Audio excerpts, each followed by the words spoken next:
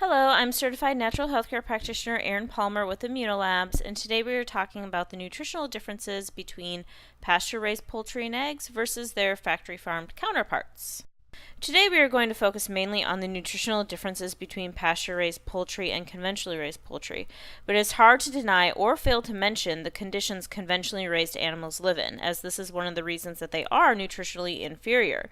Conventionally raised poultry, like chickens, eat a disgusting variety of waste products and whatever else the agricultural industry needs to get rid of, including meat judged unfit for human consumption, manure, yes, they eat their own poop, and even plastic. This is supposed to replace natural sources of fiber like grasses and leaves. They are also filled with anything that will make them grow more quickly, and it doesn't matter how toxic it is. Such a horrific diet isn't just bad for the animals, it's also bad for the humans who eat them. Remember, you eat whatever your food eats. One point of major concern is the antibiotics in their food. 80% of the antibiotics in the United States are actually fed to animals, mostly to make them grow faster and to prevent them from getting too sick or dying under such filthy and crowded conditions. The problem with this, however, is that the bacteria has quickly evolved and developed a resistance to common antibiotics, which means drugs no longer work and you need stronger and more drugs to keep negative bacteria at bay. We see this a lot with staph infections in animals. Antibiotic-resistant germs can pass from the meat to people. For example, it has been discovered that a strain of drug-resistant E. coli from factory-farmed chickens may be infecting more and more women with urinary tract infections that do not respond to antibiotic treatment. Another major problem with factory-farmed animals is arsenic. Arsenic is a powerful carcinogen to humans, but routinely fed to chickens and pigs to make them grow faster and improve the color of the meat. One study found that eating just 60 grams of meat, this is about 2 ounces per day, could lead to an arsenic intake of 1.38 to 5.24 micrograms per day. And you can compare that with the World Health Organization's quote-unquote safety limit of 2 micrograms per day. I actually see arsenic toxicity quite often when I do a toxicity panel on clients who eat conventionally raised poultry and pork and animal products in general, and that is very dangerous as it can shut down organs and cause a lot of very serious health problems, including death, which obviously we don't want that. Furthermore, due to their diet, these animals have very imbalanced hormones, which in turn causes imbalances within our hormonal systems as well. This can lead to issues such as infertility, depression, weight issues, thyroid problems, and hormonal-based cancers. Yikes.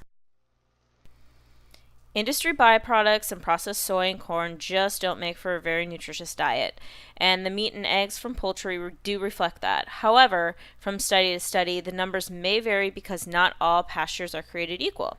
You have different types of plants and bugs depending on the area, and different breeds of birds produce different nutrients and different levels of nutrients. We also have to take into consideration the use of terms like free range, which simply means that the animals have access to a door that leads to the outdoors and they are not kept in crates. Who knows if they actually are able to use that door. However, they can still be packed tightly into sheds and barns and things like that. We also have the term cage-free, which simply means that they are not kept in cages. It doesn't mean that they are free to roam about outside, and it doesn't really speak to how they are fed either. So, it is important for you to do your research when you're seeking out quality poultry products and eggs. Go with a local farmer when possible who will talk openly with you about how the animals are raised. A lot of times they'll have pictures, or many will actually proudly offer you to tour their farms so you can see for yourself how the animals are treated, so you can see if it meets your standards. When chickens are kept in confinement and deprived of their natural habitat, their meat and eggs also become abnormally low in omega-3 fatty acids, which are the anti-inflammatory fatty acids that so many of us are lacking. Eggs from pastured hens can contain as much as 10 times more omega-3s than eggs from factory-farmed hens.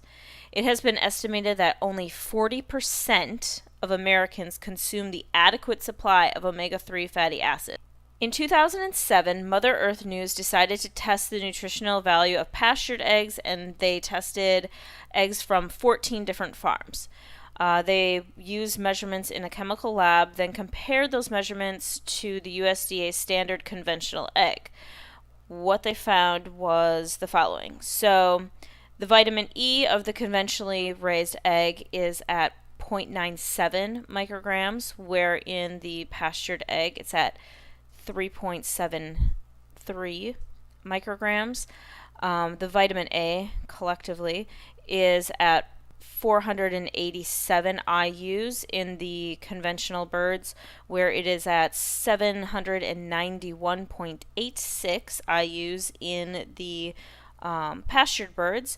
And then beta carotene, which is a type of vitamin A, is at 10 micrograms in the conventional birds and 79.03 micrograms in the pastured birds. The omegas, omega-3s specifically, the anti-inflammatory omegas, is at 0.22 in the confined birds and at 0.66 in the pastured birds.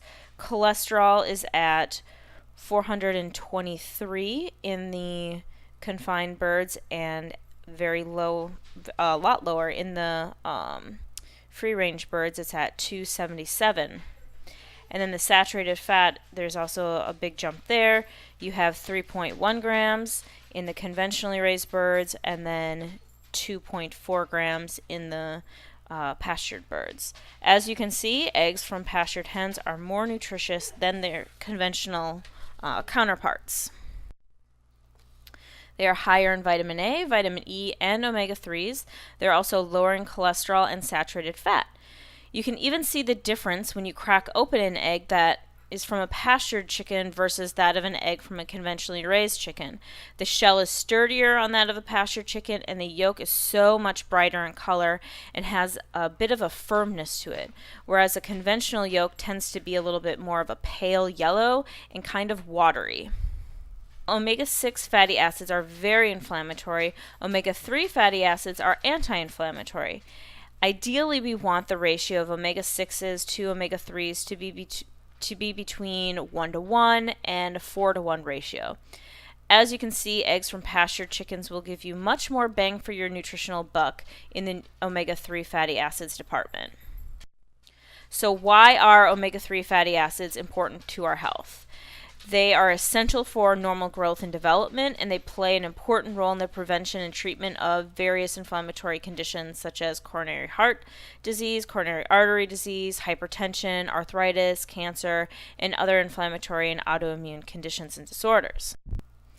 I hope this webinar on the differences between pasture-raised poultry and eggs versus conventional has been eye-opening for you, and I hope that you will begin to pay more attention to the quality of products you purchase for yourself and your family. As the demand for quality products grows, these horrific, unsanitary, and unhealthy production processes will begin to change. I'm certified natural healthcare practitioner Erin Palmer with Immuno Labs, and I'll talk to you next time. Thanks.